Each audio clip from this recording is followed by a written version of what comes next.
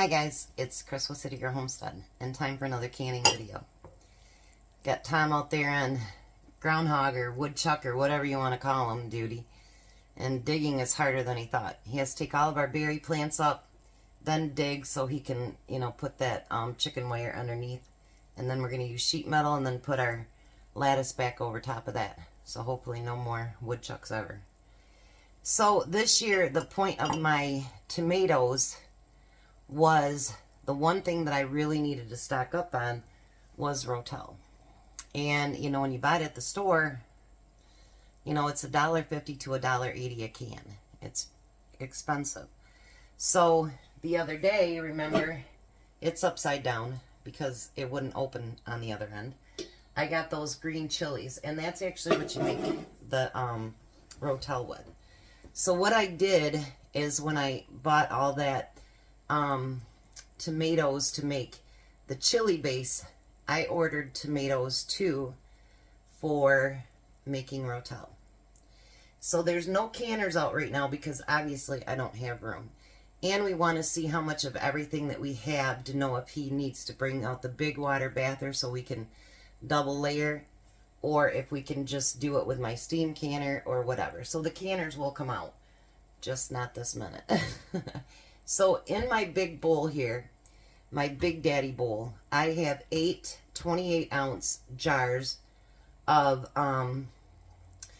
petite diced tomatoes. And I drained them, but not all the liquid came out, which is fine. That's fine. So now I did look this up online, and it is safe to can, to recan, to make it, everything. The only thing is I have to add either citric acid or lemon juice, and I'm going to use citric acid. So that's what makes it safe, because I really do research anything before I go off hog wild thinking I'm, doing something that's, not good or not, rebel. So it gave some directions as to what to do, but it said 12 of these cans, but it only said 1 cup of the chilies, and to me that doesn't seem like much. So what I want to do is start out with 1 cup of chilies, and I want to get that stirred in there and see if I think that it's enough. And honestly, I mean, maybe, but I'm going to add maybe 1.5 cups. And this is going to be on your liking. I don't like my Rotel super hot, but I don't want it to taste just like plain tomatoes either, because otherwise I'd just use plain tomatoes. If that makes any sense.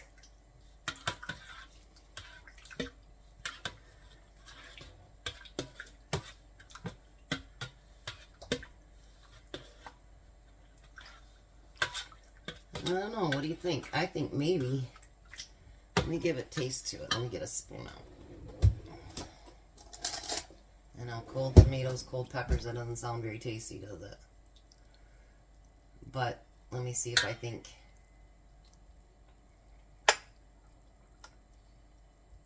Yeah, I'm definitely using the other half. Maybe not quite a half, because that's kind of spicy.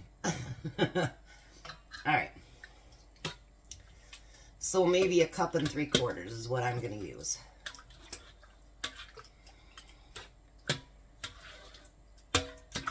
I think that looks beautiful. What do you think? Alright, so I'm going to put these off to the side, because we are going to do something with them today too. Tom will probably be happy that one of our chairs will be back empty. Because I've had it all in one of my chairs out in the dining room. Let me get what I need. So before I start this, there are Rebel canning videos, there's regular canning videos, whatever. Anything that you do, even a safe, proven recipe, you need to check in with your family, you know what I mean, what you feel safe with your family, because there are things that say they're safe that I don't feel that that is. So any canning that you do, you know, decide A, are you going to use it? B, is it something your family's going to like to have? And C, is it safe?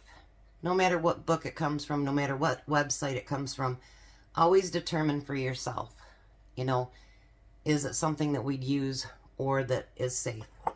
So beyond that, okay. So the reason for me doing it this way was the idea when I got that big can of peppers, and I thought, that really make, even by having to buy my tomatoes, even if I'd had to peel them all myself, it is still going to be way cheaper than buying the Rotel. And I mean, I like the canned Rotel that comes from the store, but I like mine better. But since I'm not going to be having a garden next year, there'll be the 7-year rest, I won't be doing those either. And the prices of tomatoes and peaches, like I was going to do more peaches this year, but yeah, $45 for a, $47 for half a bushel. I'm just not doing it. And I wanted to, because I wanted to use the one recipe, but anyway, but so that I don't forget, because my brain sometimes is in such a hurry to do something, I'm going to put my citric acid in it. Now you could use lemon juice, but when it comes to this, the citric acid really doesn't change the taste at all, so that's why I don't mind using it. So for pint jars, you're going to use 1/4 teaspoon. Now this is really important. Don't skip this step because of the acid level and everything. We need to make sure that it's safe to can. If you use half pints, which we're going to see if I'm going to need any, it'd be 1/8 teaspoon. All right, so we're going to fill these jars. I've already stirred it, so... Oh, that is going to be so beautiful in the jars, you guys. I'm so excited because actually with the growing season the way that it is this year, and with the woodchucks and everything else, I really, really got down quite a bit, you know, on my feelings. And I know that sounds so stupid, but, you know, you grew something for a reason, and I had a purpose for that. And that was to stock up my Rotel, because everything else is stocked up. You know, so when that happens, you know, make the best of it. Do what you can with it, you know what I mean? And you can go up to your inch head space. I'll debubble all those at one time.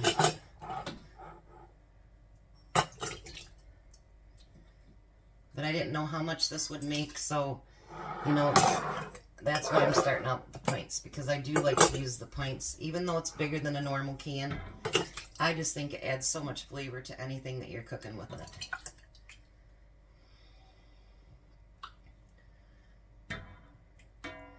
And for those of you that are new to canning, when it says to the inch head space, if you see right here where that metal comes down, it'll be right there at that inch head space, which would be your first lip.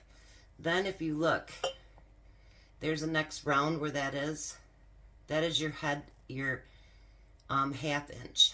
And then right in between that and the lip would be your 1/4 inch. So for those of you that are new, and that one had too much in it, but that's how you tell where your spaces are. Or you can use this handy dandy thing here, and it will tell you the different measurements as to where it is. So like I need a 1/2 inch head space, so that should be right about there. And there we go. Or an inch head space, sorry.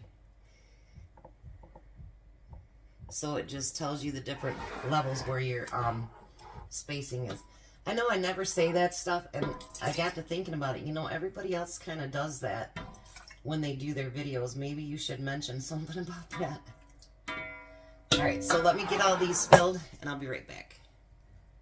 So very happy with what came out. I ended up getting 8 pints and 7 half pints. So what we did, because you can double stack in my 23 quart Presto. Just because it's a pressure canner doesn't mean that you can't use it as a water bather. So we put 8 plus 3 of the small ones on the bottom, use my divider, and put the rest on top. Now I'm just waiting for it to come to a boil. It will take a lot longer than what my steam canner would because, well, it's a lot of water. That's why I hate the water bather. And I wanted to wait till Tom was home so that he could help me with that. So now I do have my steam canner out here. So we still have those chilies left. We can't let those go to waste. So now if you remember 2 weeks ago, I bought jars from Little Dusty's. And Tom goes, "You'll never use them all, and I'll have to end up taking them downstairs." I go, "I'll use them." I have 5 half pints over there left if I use all these up. So, yeah. I put them all in the dishwasher at the same time, and yeah, I think I'm going to use them all. So he didn't have to get none from downstairs because I always run short on the half pints and the quarter pints. So, and I do have quarter pints that I got 3 weeks ago, I think. So I have not quite 2 containers of them, but I got a few. So now let's get to canning this. We're going to do it all at the same time. Now that one, once it gets to boiling, I will set my timer for 30 minutes. That's how long we have to can the Rotel. So now we're going to can these chilies. And it should take about a cup to fill them.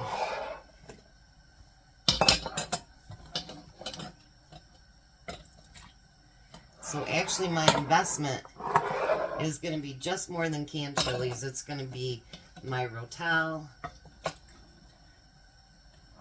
and chilies. And I thought about it. I should have gotten those jalapenos yesterday and canned them for Crystal because she really does use jalapenos. I'm not the jalapeno fan. And I'm going to need to get more jars from over behind. So we might have to do 2 water bath sessions, or 2 steam can sessions. Depends on how many I can get to fit in there. That's going to have way too much.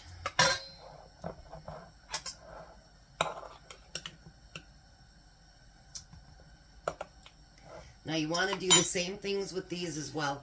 You're going to still want them at an inch head space, and you're still going to debubble them. I'll get these ones over here and started so that I won't start up the heat yet, but you know what I mean. So I have a little bit more room over here. I only have so much of a kitchen.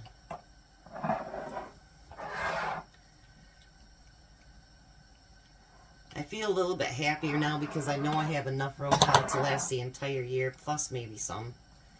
And that really makes me happy.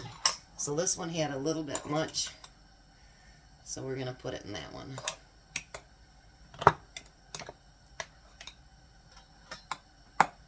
There, that works.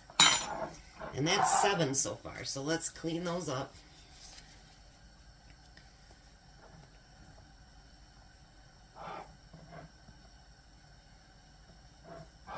And a lot of actually your canned foods, you know, like the 10-pound cans can be recanned. There's a lot of things that can't be too, though.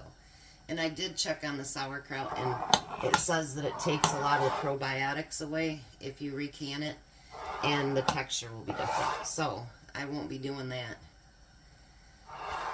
But one of you actually said that it freezes well, so I looked that up as well, and he was right. It does freeze well. So if I'm down there again and they still have it, I may get it and just freeze it up so that I've got sauerkraut when I want it.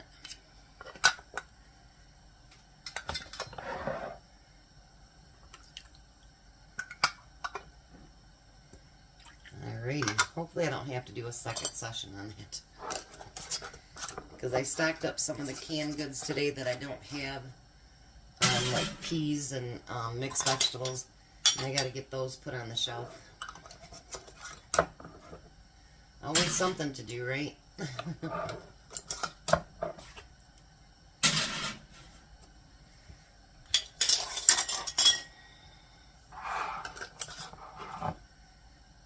Alright, let me get all these filled back up again, and I'll be right back. Alright, so I got 11 half pints of the chili peppers too. So, we're going to put those in my steam canner. We're going to get that fired up.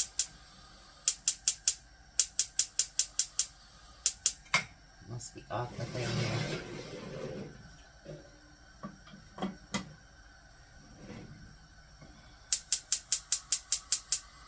Oh, I know what it is. Tom got it wet. 1 second. Yeah, I had to take the flame thingy off there and dry everything out underneath of it because it got wet. So now I'm going to bring this up to a steady stream of steam, and then I'm going to set my timer for that for 20 minutes. So the big canner right now is just getting like that little tiny bubble, but it needs to be a rolling boil before you start your timer. I put the lid on it kind of cracked so that it'll start to warm up faster. But remember, the Rotel is 30 minutes and the peppers are 20. So I'll come back when it's all done. And actually, my heart feels a little better right now because now I know I have enough Rotel. I know I have enough chili peppers to last me probably the whole year and then maybe some. So I don't feel so, like, I know it sounds really stupid, but brokenhearted that I, don't have those things on my shelf. Because every year since I got stocked up, I'm trying to be intentional on what I can. So that, if it's single-use products, that I know that I have enough to get through a year or two, whatever it happens to be. So, I know, it sounds retarded, but that's the bad word to use, but I know it sounds really stupid, but it's nice to know that I have those things, and actually I'll have enough chilies for probably 2 years. So I probably will end up getting Crystal some. I was going to do them in the quarter pints, but I thought, you know what? It doesn't hurt to add a little bit of extra, so whatever. So, I'm going to get these things started timing, and then I've got some canned goods to take care of. Hi guys, it's Chris with City Your Homestead. And before I get supper started tonight, because it's a really easy one, I actually went to Sam's today and got a rotisserie chicken, because the things I've kind of planned for this week for supper, I figured I'd use rotisserie chicken. So why not, right? So the only thing I'm going to do with this is I put it in the refrigerator so it's nice and cold and I don't have to hurt my hands getting it off there. I'm just going to take off all the skin and the meat off of this. And I'm going to put it in a bag for me to use this week. Anything that you don't use, put in another bag. And the bones, the skin, the juice, whatever, put in another gallon bag and use that for when you make broth. I will have to make some soon. Not because I need it, but because I'll need the room in my freezer. But it's just another way to stretch your dollar. You know what I mean? I know I'll be able to get quite a bit off of this chicken and be able to make what I want to this week. And whatever I don't use, then I'll put into a baggie and I'll put it in the freezer so I can use it some other time. Because you guys know I can use that chicken up. So I'll be back when it's time for supper, because it's going to be a quick one. And show you what we're going to make for supper. So there we go. Look at all that. Isn't it beautiful? Might hear a few pop. There's been quite a few that's already popped though. So there we go. They're already labeled, everything. Let them sit for 24 hours. Then you can take the rings off, wash them, and put them on your pantry shelf. I'll put the link below for the superb lids. You still get 20% off, so that's still a pretty good deal. So you guys have a blessed day. Be a blessing, and I'll see you later.